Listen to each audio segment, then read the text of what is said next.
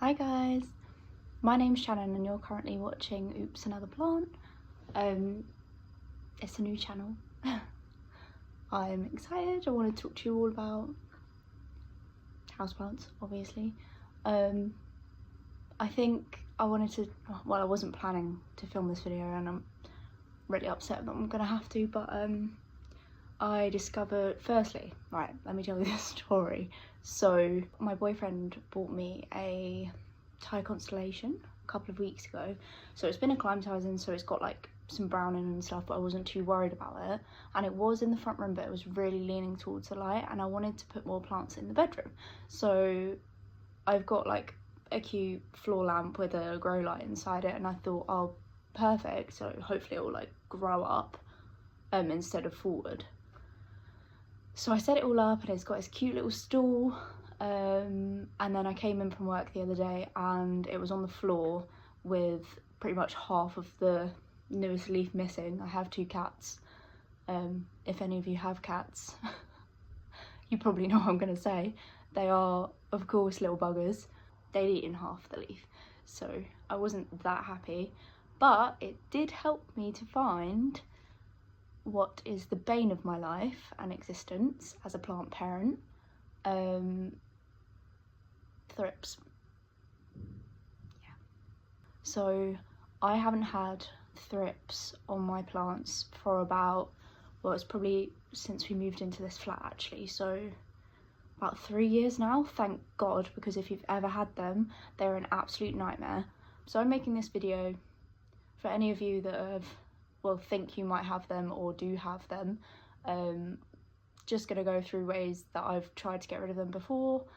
I'm absolutely devastated that they're back in, but yeah, we'll give it a go. If you don't know what thrip damage looks like, we're gonna get into that and I'll show you. I think I've caught it really early, but I am gonna have to check the rest of the plants, just in case, because they are an absolute nightmare. They're so stubborn, they can fly, which is horrendous. And yeah, to be fair, they get on everything. Like if you go for a walk in a field somewhere, well, I don't know about everywhere else, but definitely here, we live on a golf course, so if we go for a walk, you literally find them on your clothes, so it's that easy to bring in. They come through your windows, absolute nightmare. So yeah, I wasn't very happy with my kitty cats, but just poked his ears forward, he sat on the sofa. Yeah, they did help me to obviously find this, so I wasn't paying too much attention to the leaves. So yeah, we're gonna kill the thrips because no one wants them in the collection. This is such a side note. I made a salad the other day and I cut the lettuce ready to, well, it was a wrap. So I was putting salad in a wrap. Anyway, I was cutting the lettuce, and obviously you wash your lettuce anyway, or you should wash your veg and your salad. But I cut into it and I was like, oh my God, what is that? And I like had a quick look. Guess what it was? I bet you any money, this is why I've got them in the flat. It was a thrip in my lettuce from the supermarket. It was like, you know, wrapped up in cling film as they come. Well, I don't know how they come everywhere else, but in the UK, that's how they come. And yeah, thrip in my lettuce. Okay, so please excuse me if the light gets a bit rogue, because obviously I've got the grow light and we also have a window here as well.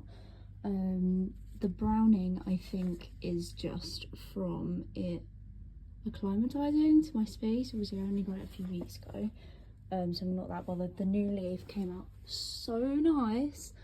However, I'll see if I can find a video of it, but yeah, look, they've destroyed it.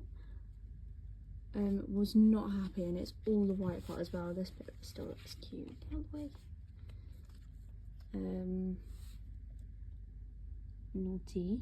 Yeah, this bit looks so cute, and it's still hardening off as well, so it's just a real shame. But let me show you the damage. Can you see that little one? So not even damage here, this is an actual thrip. But the earliest way to spot it, I always find, are these tiny little black dots, and then all of this like this weirdness here, that's all thrip damage. So not this brown, but like the brown around it, like here, is all thrip damage. And yeah, as you can see, they are alive and well, which is not the vibe. I can only see thrip damage on one leaf, like you could see. So yeah, I'm hoping that I don't have to cut any bits of it off, which would be great, but that is sort of the recommended way to go. So if it's really badly damaged, you want to literally just chop it off, get rid of it. Be careful about any other plants sort of like in the vicinity. Doggy. Yeah, just be careful about letting it touch any other plants. You have to be so careful with them. Like, I even feel a bit nervous just like sat here in my clothes. My second step is usually to just go to the bath and rinse it all off. Literally just shower the plant as if you were having a shower, just for the plant, obviously. Could be weird if you shower with the plant. And then my next step, so there is a lot of sort of controversy in the plant world about using pesticides. Oh, doggy. A lot of people use neem oil, which I have tried multiple times in the past, when I had my like thrip bout of that just everlasting, couldn't get rid of them, period with my plants, where I had thrips all the time. They were everywhere, they were on everything. Like, I lost so many due to just not being able to keep them under control. Neem oil did not work for me. Let me know, I guess, if you've had any luck with it, but essentially you mix some neem oil, water and some dish soap in a spray bottle. The dish soap is so that everything emulsifies together, because obviously oil and water don't mix. And then you just give it a shake, spray it on the plants, and then leave it sat there, but you can't leave it on the leaves, either you have to wash it off after a while, because neem oil can damage your plants. Yeah, it didn't work for me. I used like varying amounts, I did loads of research, and it was just absolutely useless. I don't know if it'll be better on sort of less intense infestations, but yeah, for what I was going through, it did not make the cut. So I probably will never use it again. Also, it smells awful. I don't know if any of you have the same issue with like not liking the smell of neem oil. And I have tried, which were actually really good. I don't know about other places, but in the UK there's a company called Dragonfly. It's spelled with an I on the end, not a Y. And Dragonfly do the pest predators, which are like beneficial mites and stuff.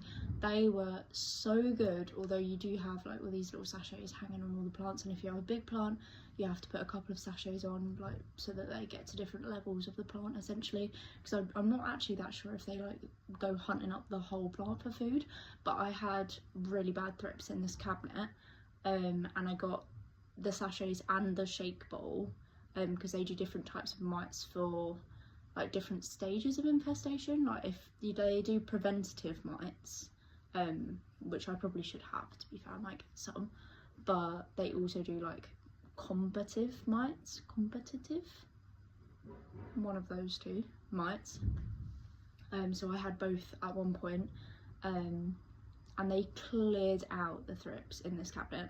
It was so good. And some of them also do multiple pests, so you can do, they'll have like spider mite ones that also do blah blah blah. I think it's the thrip and spider mites are the same, or you can have the same mite. Yeah, it was really cool. You could see them all on like the shelf, like zooming around looking for the thrips and stuff. There was like a little bug battle going on. It was really good. But yeah, those were so good. Like, if you have a really really bad problem, my front room is basically my little plant nook. This is where essentially, like, I'd say 90% of my plant collection is. So if I get a pest, that is it. They are everywhere, which was the issue with the mealybugs. But yeah, for thrips, I don't even bother anymore with like natural methods and like neem oil and insecticidal soap, because it just didn't work for me. I used the Prevento bug killer. I'll put a picture on the screen. Really good. It's pretty cheap. Like, I constantly have a bottle to hand just in case, and sometimes if I think that there even might be a little inkling of a pest, I'll spray a plant down, and I haven't had any issues with damage. But I'm gonna wait for the Monstera to dry off a bit, like the leaves, because they have to be dry for it to work. Obviously if they still have loads of water on, then you're sort of just washing off the spray. So I'm gonna wait for it to dry, spray it with Prevento bug killer, and then hope for the best. You will need to retreat as well. You can't just do it once. So with any pest, you have to retreat. Otherwise, because they have different life cycles, so you could kill all of the adults but still have eggs. So then they'll just hatch and obviously do the whole thing again, and you'll be stuck in the same cycle. This is why they're so hard to get rid of, because if you don't wipe them out, they just keep rehatching. It's so annoying. And I would say probably I'll respray after like 3 or 4 days, and then a week as well after the 3 or 4 days. So it's Tuesday today, so I might spray on the weekend, so spray on Saturday and then the Saturday after as well. So yeah, the thought of thrips just makes me like, oh. But yeah, hopefully it'll be fine. So yeah, thank you for watching. Apologies if it was really like jumpy.